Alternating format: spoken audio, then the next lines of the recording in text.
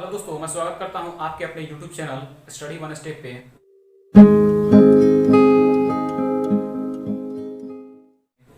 तो आज हम लोग पढ़ने वाले परसेंटेज का पार्ट 11 जो कि है आय व्यय पर आधारित प्रश्न। मैं आपको बता दूं कि ये बहुत ही आसान क्वेश्चन होता है और ऐसे तरह के परीक्षा में क्वेश्चंस पूछे जाते हैं, चाहे वो एनटीपीसी का एग्जाम्स उठा लीजिए, चाहे रेलवे का कोई से एग्जाम्स, एसएससी का या कोई भी अन्य प्रतियोगी परीक्षा में ये सब क्वेश्चन पूछे जाते हैं। तो चलिए उसका नया ट्रिक क्या है उसको आज सीखते हैं हम लोग। ठीक है, तो इसका पहले मैं बेसिक कॉन्सेप्ट बता दे रहा हूँ कि ये होता है कुछ आय और माइनस व्यय इक्वल टू हमारा क्या हो जाता है, बचत हो जाती है। ठीक है, आय में से आय में से हम लोग व्यय को अगर घटा लेंगे तो हमारा क्या हो जाएगी, तो हमारी बचत हो जाएगी। ठीक है, तो मैं आपको बता देना चाहता हूं, इसको अगर कहा था तो income minus expenditure equal to होता है हमारा सेविंग। ठीक है, अगर हमारा 100 रुपया इनकम है, अगर 100 रुपया हमारा इनकम है यानी कि आय 100 रुपया है, अगर 100 रुपया हम कमाते हैं, अगर उसमें से हम 70 रुपया खर्च कर दे तो हमारा 30 जो बचता है वो हमारा बचत है यानी कि सेविंग है। 100 रुपया में से अगर 70 रुपया खर्चा कर दिए तो 30 जो हमारा बचेगा वही हमारा क्या होगा, सेविंग होगा, वही हमारा क्या होगा, बचत होगा। तो मैं क्वेश्चंस को देखिएगा, इसमें दो टाइप से क्वेश्चन पूछे जाते हैं। मैं आपको बता दूं,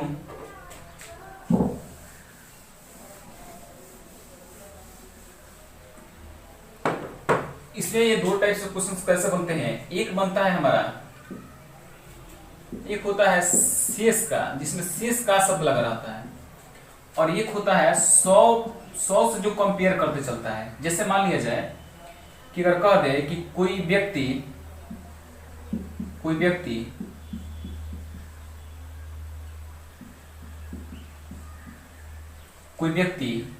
40% कपड़ा पर, 30% किराए पर और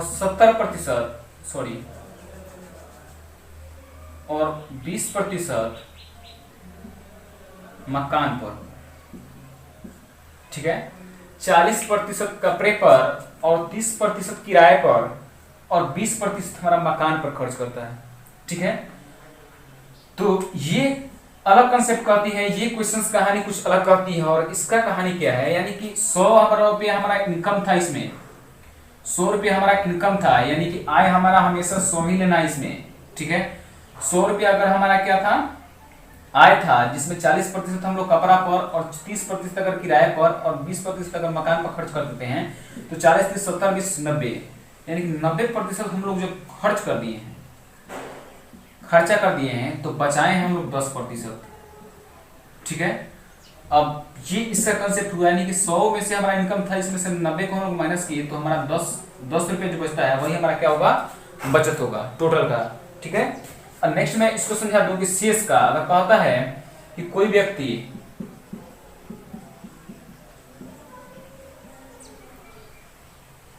इसमें भी 100 रहेगा, हमारा 100% टोटल इसका इनकम रहेगा, कह रहा है इसमें कहेगा, ऐसा क्वेश्चन देता है कि 20% कपड़ा पर, ठीक है, शेष का किराए पर। ठीक है, और शेष का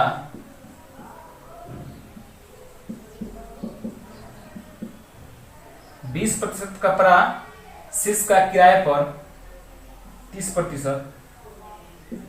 ठीक है, और शेष का 35% मनोरंजन पर।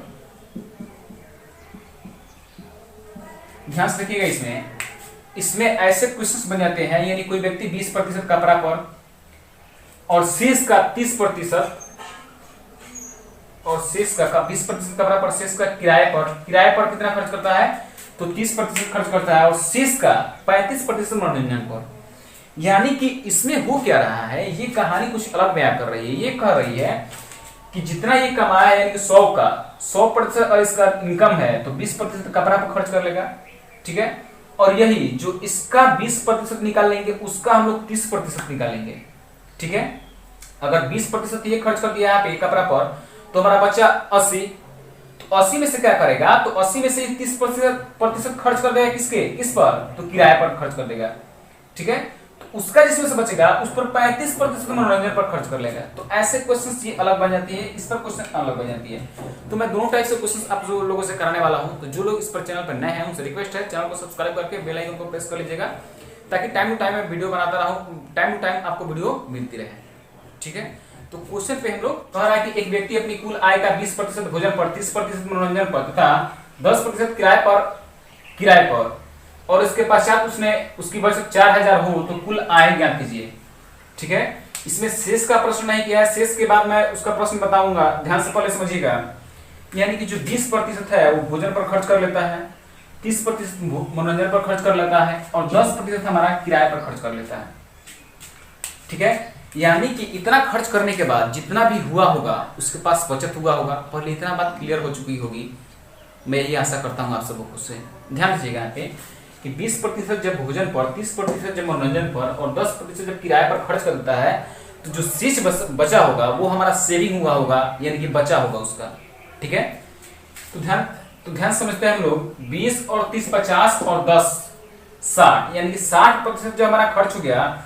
इनकम हमारा टोटल शुरुआत में कितना था, तो हमारा 100 था। 100 मान के चलना है, ऐसा नहीं कि 100 क्वेश्चन में दिया रहेगा, 100 हमको मान के चलना है कि 20 और 30 50 और 50 + 60, यानी कि 60% जब हमारा खर्च हो गया, 100 में से 60 खत्म हो गया, यानी कि बचा हमारा 40%। ठीक है, तो 40% जो हो जाएगा वही हमारा 4000 के बराबर हो जाएगा। ठीक है, तो 100% बराबर हम लोग निकाल लेंगे। कैसे निकलेगा, 4000 बटा में 40 और गुणे में कितना हो जाएगा यहाँ पे 100। तो 1 0 से 1 0 कैंसिल कर देंगे, 4 से 4 कहीं 4 कर देंगे, तो यहाँ से निकल के आ रहा है 10,000। तो बहुत ही शानदार और कंसेप्ट ट्रिक है। Option number C will be your answer. ध्यान समझिएगा यहाँ पे। नेक्स्ट क्वेश्चन को देखते हैं हम लोग। यानी कि 40%, यानी कि 60%, 100 में से अगर हमारा 60 जब खर्च कर दिए हैं तो बचा हुआ है हमारा 40%।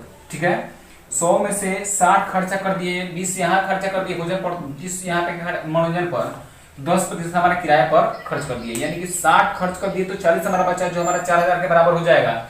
तो कुल आय यहाँ से निकल जाएगी। ठीक है, तो मैं नेक्स्ट क्वेश्चन पे चलता हूं, ध्यान समझिएगा।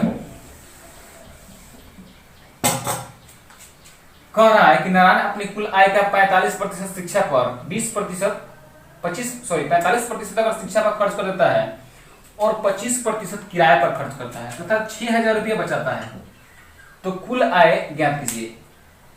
तो ध्यान से देखेंगे हम लोग कि 45 जब खर्च कर दिया यहाँ और 25 खर्च कर दिया यहाँ पे, तो 45 और 25 यानी कि 70, तो मतलब 70 खर्च कर दिया।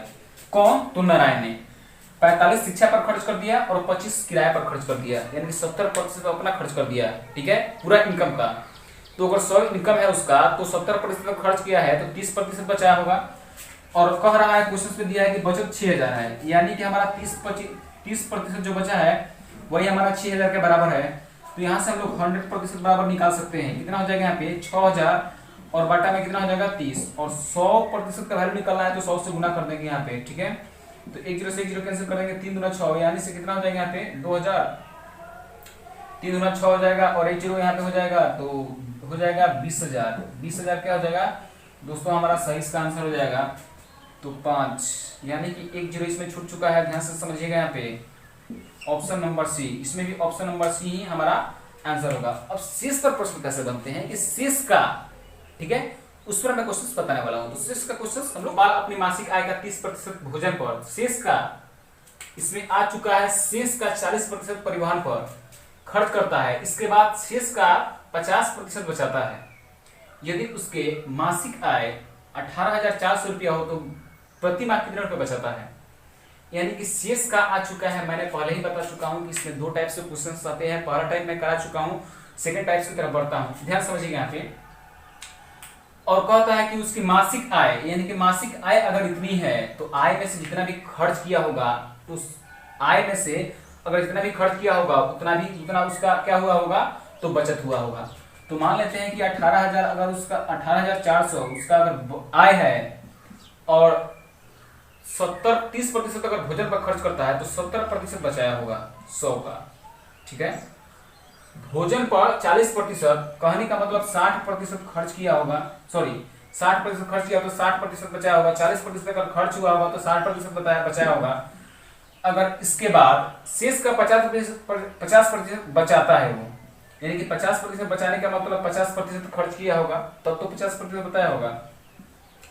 तो कह रहा है उसकी मासिक आय 18,400 रुपया हो तो उसको प्रति माह कितना रुपया बचाता है। तो काट लीजिए इसको, 2 जीरो से इस 2 जीरो कहानी खत्म, इस 2 जीरो से इस 2 जीरो कहानी खत्म, इससे और इससे खत्म। ठीक है, तो 6 × 5 = 30 हो जाएगा। 30 में जब इतना से गुना करेंगे तो 8 से, तो ध्यान से देखिएगा यहाँ पे 7 × 4 = 28 का 28 से कितना 2 होगा यहाँ पे, और 8 × 7 = 56 और 2 18 × 7 = 2600 और 126 और 2 128 हो जाएगा हमारे यहाँ पे।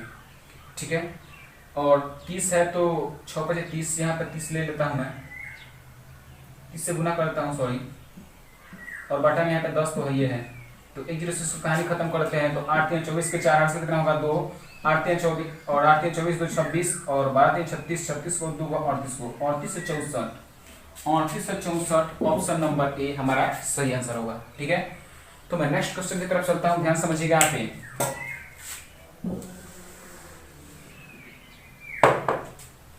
कह रहा है कि एक आदमी अपनी मासिक आय का 50% निर्धन कोष में जमा करता है और शेष आय का, यानी कि शेष का शब्द इसमें भी जुटा है, शेष का 20% बचाता है, बचत बैंक में जमा करता है और अंत में वह 19 रुपया अगर बचत करता है, 19 रुपया बच जाता है, उससे 19 रुपया बचता है, तो उसकी आय क्या है।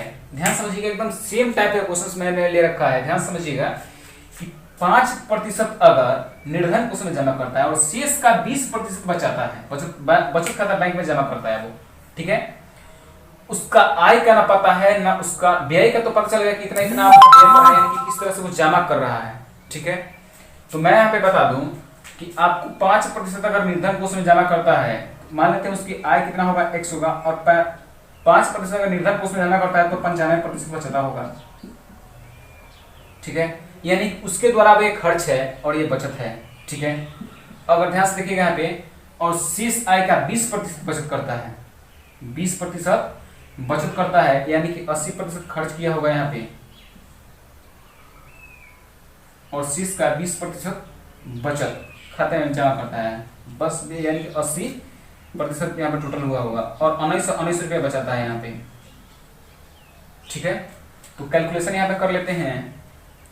अगर x का मान हम लोग निकालेंगे तो x का मान ध्यान से देखिएगा यहाँ पे, अगर x का जब हम लोग मान निकालेंगे तो x इक्वल टू कितना हो जाएगा, ये वाली पक्ष सब चली जाएगी ऊपर, यानी कि 19 और गुना में कितना हो जाएगा यहाँ पे 100 गुना में 100, और बटा में कितना हो जाएगा यहाँ पे 95 गुना में कितना हो जाएगा यहाँ पे 80 हो जाएगा। तो इसको काट लेंगे, 20 × 25 100 और 20 का 80, 19 × 25 95 और 20 × 25 100 होता है यहाँ पे, और 19 से 101 बार में ये खत्म हो जाएगा, 4 से 4 × 5 20 50 25 25 में जब 1 से गुना करेंगे हम लोग तो आएगा हमारा 2525।